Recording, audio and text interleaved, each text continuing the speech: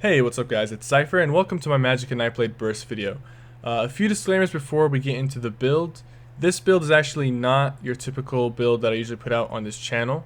It has a very specific set of uses and it's not as versatile as the other builds that I have on this channel, but what it does do is maximize burst Magicka damage and can pull off some amazing things if played properly, but it's not as flexible as the other builds on this channel. But a lot of people did want me to make a build video about it, so we're going to go ahead and make a build video. Another thing I'd like to say is I want to thank Davinero for helping me put together the sets for this build. He also has a YouTube channel. I'm going to link his YouTube channel in the description below if you want to see some sorcerer PvP. Now let's get straight into it. I'd like to make these quick. So our first bar, we have piercing mark. There's two reasons we have this on our bar. First of all, if you do mark someone, it's going to increase your damage. Second of all, two passes that really help is pressure points, which is going to increase our critical strike rating for each assassination ability slotted. This is going to give us bonus crit. Second passive, this one's a little more important, increasing bonus critical damage by 10% for having marked target on our bar. This is going to increase your burst, and that's what this build is all about, increasing that burst.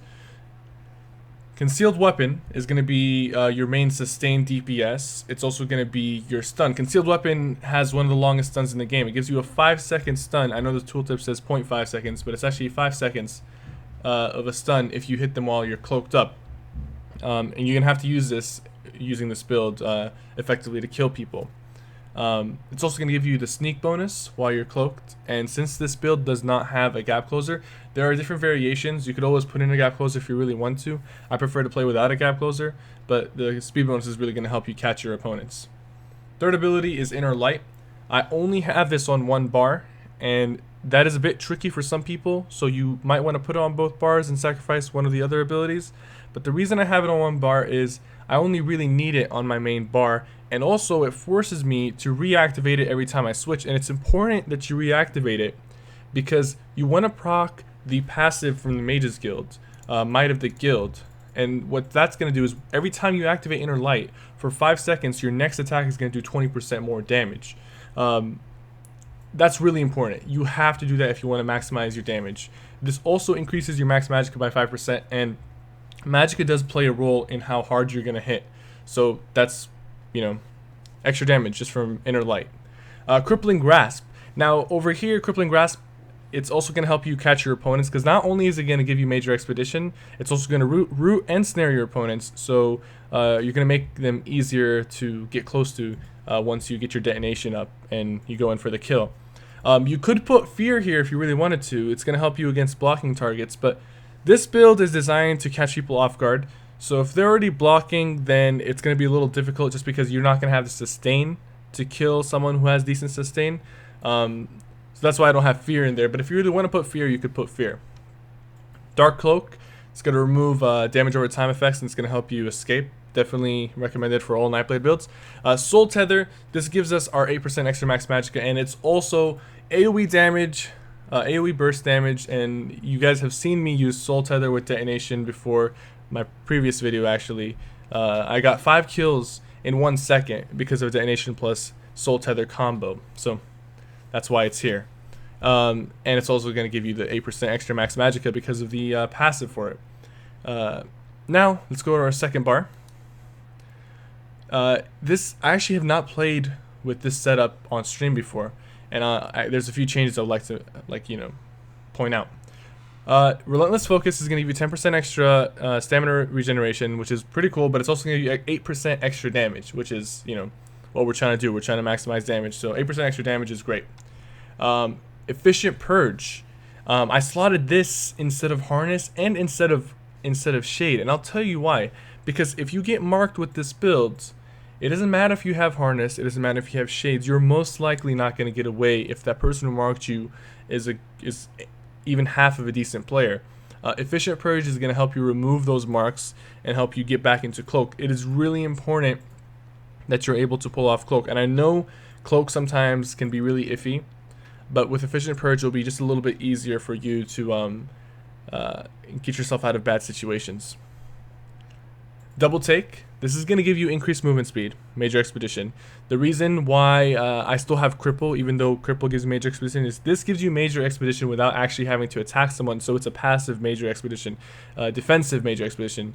So you can actually cast it while you're not fighting. You can cast it to get close to a target without giving yourself away. You can actually cast it in Cloak without pulling yourself out of Cloak. It also gives you 20% dodge chance, and that's really important for your survivability. Healing Ward is going to be your main heal plus shield. You know, that's a given. You need a way to get yourself back up just in case things don't go as planned. And now, Proximity Detonation. This is going to be, look at that, 11.3k tooltip. This is without being on our main bar, which has more spell damage, without the Mage Light, and without the spell damage buff. And now you might be wondering, where did Entropy go? I know you guys saw me play with Entropy. Now let me explain this. I have Soul Tether on this bar. This build, most of the times, you're not going to need a second ultimate. You could put another ultimate here, but then you would give up 8% extra Magicka on your resto bar. But it's really important to have your max Magicka on both bars almost the same number. You don't want to have a 4k difference that tends to make things a little iffy. That's why I have Soul Tether on both bars, just so I can get that 8% extra max Magicka on both of my bars. Now, you might be wondering, where is Entropy? Now, I'm going all out for this build. All out for that gank, that one-shot, one-hit wonder type of deal. So I needed to make room for everything, and I had to take off Entropy from the bars, and instead we're using Panacea of Detection instead of Tripods. First of all, these are a little cheaper than Tripods. They don't give you the stamina and health back, but the point of this build is not to have to use your stamina, or not to have to recover your health. If you play properly and you play the way the build was designed to be played, then you do not need the extra health and stamina back. What you do need, though, is your Major Sorcery, your Magicka, and then Stealth Detection is actually going to help you big time with this build, because a lot of the times your main counter to this build is another Magicka Nightblade, or another Nightblade who's going to mark you and pressure you like that. You want to be able to see them before they do that, and if they try running away from you, you want to be able to chase them down and finish them off. So the Stealth Detection is really important. But the reason I'm using this pot instead of the Spell Power pot is because Spell Power gives you it gives you spell damage and it gives you spell crit. But we already get our spell crit from Mage's Light. It doesn't stack with the Spell Power pot. So the next best option was the Detection Potions, which give you your Major Sorcery, your Max Magicka back plus your Magicka regen, and then Stealth Detection is just a bonus on top of that. So that's how the build looks. Let's look into armor sets really quickly. We're wearing, start from the jewelry, 2 pieces of Cyrodiil's Light rings plus a Cyrodiil's Light helmet. This gives you spell damage and max Magicka. Both increases your overall damage. Max Magicka increases your damage and so does spell damage. Now we're also wearing 3 pieces of Adroitness, which does the exact same thing. It gives you spell damage and max Magicka. We're wearing the robe top, the belt, and the necklace. Now we're also wearing Martial Knowledge. Now I have 2 VR13 pieces. You could upgrade to VR14. You probably should if you really want to maximize this, but I'm not a min-maxer, so VR13 will do. So as long as you can get your hands on some VR13 or VR14 pieces. The VR14 pieces are a little expensive, but you could afford them if you put some time into it. You can afford them. So VR14 for max Magicka, and then double spell damage. Now our swords are Torag's Pact swords for spell damage. We have Nirnhoned on these swords. This is going to give you increased spell penetration to increase your damage. And then our staff is a Master's Resto staff, and that's just the best option because there's no craftable set for the one piece over here. So we're just gonna go with the Master's Resto. If you don't have a Master's Resto, it is okay. You don't have to sweat. You can just use a crafted resto. The only reason I really like the Master's Resto is because it increases your max Magicka by 1,000. And also defending is pretty good when you're on your restoration bar because you're not going on offense. Defending is the best trait for your resto bar for this build. Now, I just want to say really quickly, there is one more option that you can do to increase your damage by a decent amount, but it's going to cost you at least like 500k gold. So I don't recommend it if you don't have the type of money.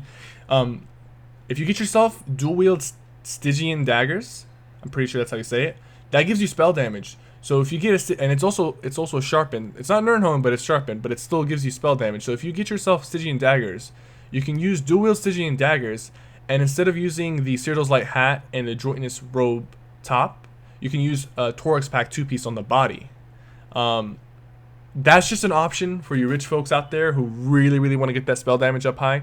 I'm not gonna do that. It's really not. I mean, it's worth it if you have it, but at the same time, it's not really that worth it. I mean, it's gonna give you a lot of extra damage, but you know, the price is pretty heavy, and it's gonna go anywhere from like 10% to 15% extra damage. So that is a lot to some people, but at the same time, might not be too worth it. Let's go into our character sheet. So max Magicka with our Mage's Light is 34.1k. Maximum health 23k. We are in a Emperor server, so it's usually 21k. Maximum stamina 13k. Spell critical 50%. We are, like I said, we are an Emperor server, so we might have a little more crit than we should. It's usually around 45%, I think. Spell damage 2.2k unbuffed. While you're cloaked, it goes up as well, 2.5k. And then when you drink your potion, 2.7 cloaked, 2.934. That's pretty solid spell damage. Stamina recovery is 733. Health recovery is low because you're a vampire. Magic recovery is 976. That's pretty low. This is all unbuffed. By the way, vampire is not 100% needed in this build. It's not 100% needed, but it does give you extra spell, extra magic recovery, and it does give you the speed boost while you're cloaked and you're in sneak. That's pretty useful. Now let's go into the champion system. We'll start off with the tower. We have 32 points into reducing the cost of Magicka spells. It's really important because this build doesn't have a lot of sustain. So we only put in 2 trees, actually 3. We put 32 points into reducing the cost of Magicka spells. That's going to give us 8% reduction, basically like a Seducer set. We put 30 points into Magicka recovery. An extra 11% Magicka recovery is pretty useful as well for this build. And we put 6 into tumbling. This is a Magicka based build, but a lot of the times to get your cloak to work, you do have to do at least 1 dodge roll into a cloak. Just to break some distance away from your opponents, and it's useful to have this extra 3% considering how costly dodge roll is for a light armor build. Now the Apprentice, we have 31 points into increasing our spell critical damage and healing, 1 point to spell erosion. I would only recommend to put 1 point. Apparently this champion skill, it doesn't scale well, so if you put a lot of points into it, you kind of don't get the bang for your buck apparently. So 1 point is enough into that. 31 into increasing your critical damage. You don't need any points here. 35 into increasing your magical damage. That's going to give you 12% extra 12% extra magic damage. I do not know why they put this one in this skill tree. I feel like this one belongs over here, and it would make things a lot easier if it was over there, but that's besides the point. 10 into reducing your critical damage incoming to you, and then 15 into Hardy, 31 into Elemental Defender. We are a vampire, so we do take a lot of flame damage. It's really important to stack resistance to flame damage. If you're not a vampire, you can spread this out a little more evenly. 7 into Quick Recovery, increases healing received, and then 5 into increasing our damage shield. So that's it for champion points. Now, Mundustone, the mage, to increase your max Magicka. If you really want to have more sustain, you can go with the Atchnok.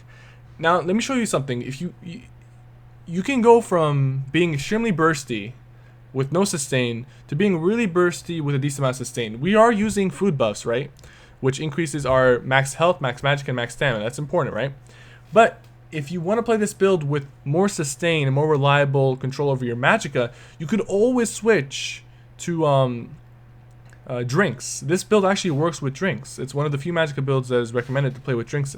So you play with drinks, and now your recovery is 1.3k unbuffed, 1.1k on stamina recovery. But at the same time, if you switch your Mundustone from the Mage to Atchnok, you're going to be 1.5k unbuffed, 1.7 to 1.8k buffed. So one simple switch is all it takes for you to go from burst to having a decent amount of sustain. So that's it for the build, guys. It's pretty short, to the point. If you guys have any questions, please leave them below. I'll be happy to answer your questions. I'm gonna be recording with this new setup, and I'm gonna upload a video with this new setup, show you guys what I'm capable of doing with this. I'm probably gonna be able to hit a lot harder, because in the previous videos I actually did not have the full, you know, damage, all out damage type of deal, but now I do, and hopefully I can show you guys just what this build is capable of doing. Like I said, this build is not your typical, you know, 1vx build, or even 1v1 build. It has a lot of just specific, you know, uses, but it's really fun if you know how to play it. So if you guys have any questions, remember, leave a comment. If you want to see this build in more detail, go to cypherpk.com. I'm going to have a write-up on this build at cypherpk.com. The link is going to be in the description, and it's going to just go into more detail, cover more aspects and more options that you have with your abilities and armor sets. So check out cypherpk.com to see more details for this build. Thank you guys so much. I'll see you guys next time.